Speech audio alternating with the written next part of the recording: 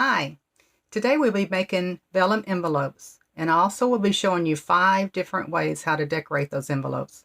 Matter of fact, I'll have one extra tip at the very end of the video, so be sure to watch it at the very end. I am Debbie Polachek and I am a Stampin' Up demonstrator. Welcome to my channel.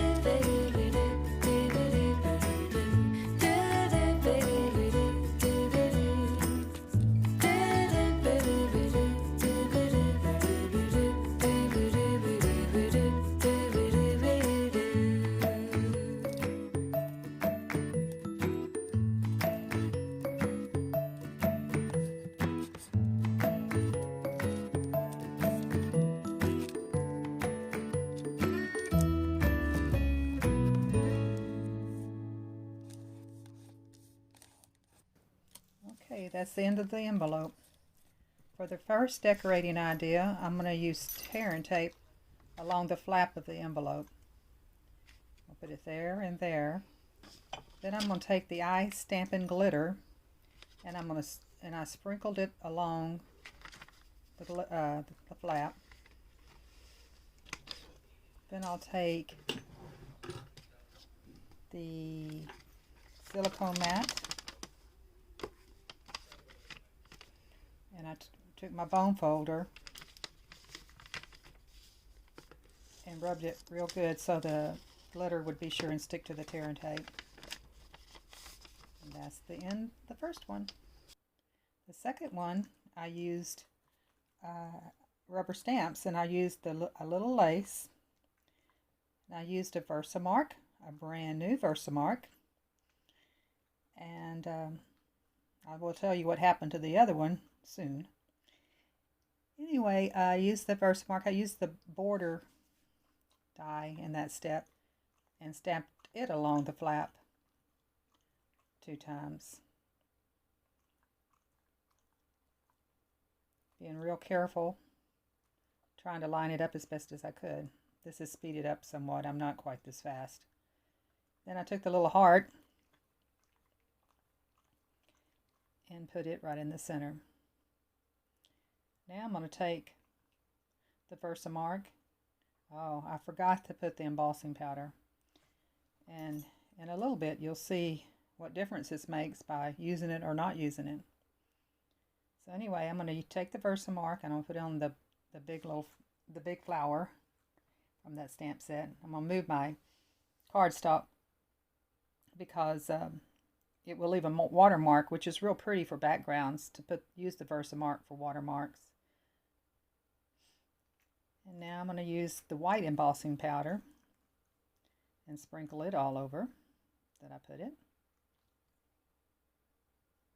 And see how that powder stuck to the flap because I didn't put the embossing buddy on, use the embossing buddy on there. So try to remember to do that so you don't have the same trouble I just had. Anyway, the little paintbrush does knock it off pretty good. And here, I forgot to take this out. I'm sorry about that, but I'm going to try to put my embossing powder back into the container without making too much of a mess. And the mess I do make, I'm going to take my little ladybug vacuum, which I'm going to get a link to it pretty soon from Amazon, where you can, but until then, just go ahead and go to Amazon and look for ladybug vacuum, and then you should be able to find it. And then of course I'm going to emboss it, and I'm going to cut out that part for you so you don't have to listen to all that.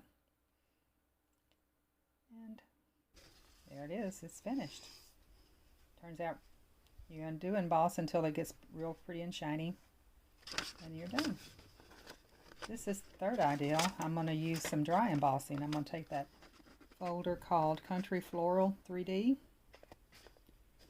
and make sure that the sizzix is on the upside, and because that's the part that would be embossed properly if you have it, you're showing it. And put it on the right side of the envelope,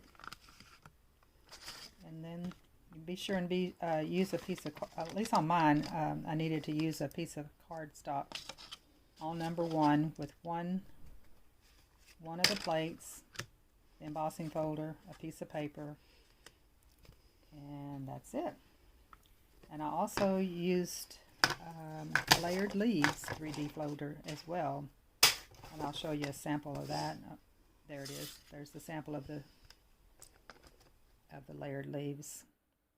Idea number 4, I have, you could use Versamark and use the brushwork alphabet stamp to use, but on this particular one I did die cut Jill out of hand lettered Prose, P-R-O-S-E. Okay, and for idea number 5, I took another piece of vellum and just marked where the flap was. I'm marking right on the outside of that flap.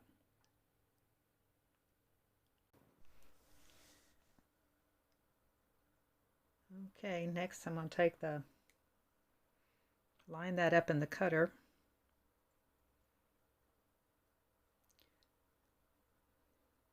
And I'm going to, see, I'm going to line it up with each mark that I made across where the length of the flap was. I'm going to cut it from line to line, so I'll make a long triangle, the same shape as the flap. And I'm going to cut it, I'm going to cheat it as far as the size just a little bit, because if I made it this very same size, it would give me trouble when I go to try to close the envelope. And same is true with cutting these ends off. I cut it inside the inked ends. Now I'm going to go ahead and put the tearing tape all along the side,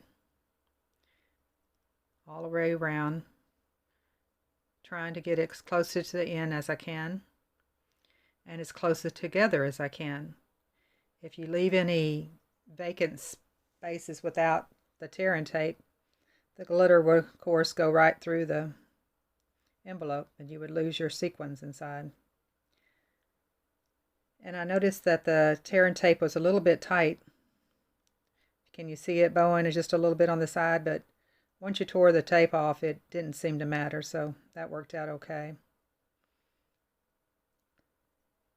That top flap that I'm doing right now, that part, I'm doing it last, and I want to be sure and keep it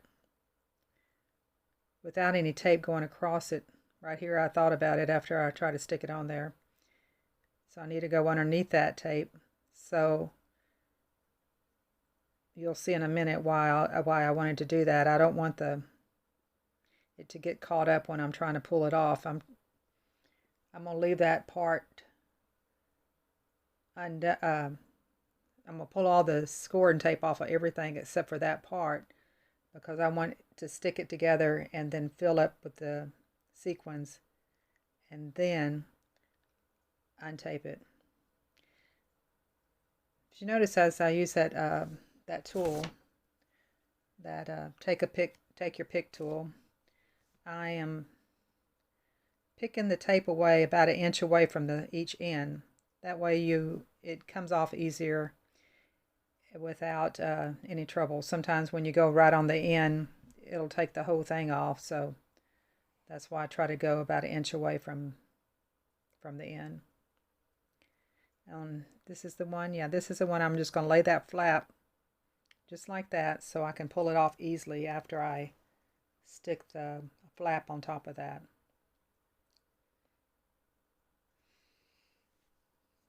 Okay, now I'm trying to line it up as well as I can. And you're seeing the sequin side, the top of the flap now. And the part I just did of course, is the underneath part. Again, using the bone folder to get it good and stuck. So I don't want the sequins to come out. Now I'm going to put some sequins inside. It's normally, I know it's kind of very inviting to use a whole lot in there, but you really don't do yourself justice by doing too much, because it makes it too bulky. So now I'm taking the score and tape thing off so I can go ahead and stick it down